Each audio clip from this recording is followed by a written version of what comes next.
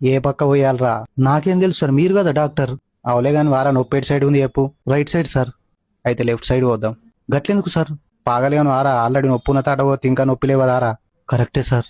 మరి సార్ నాకు మత్తు మంది ఎందుకు ఎక్కుతలేదు?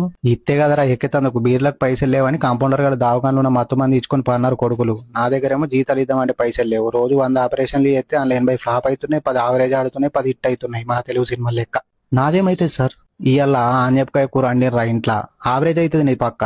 ఆవరేజ్ అంటే ఆపరేషన్ సక్సెస్ అవుతుంది కానీ కోమాలకు పోతావురా. సచ్చేదాకా ఇక బెడ్ మీనే మటన్ కూడా గిందిలేసి పిండి లెక్క వేసి జ్యూస్ చేసి తాగిపిచ్చుడే. కోమాలకు ఎందుకు పోతుంది సార్?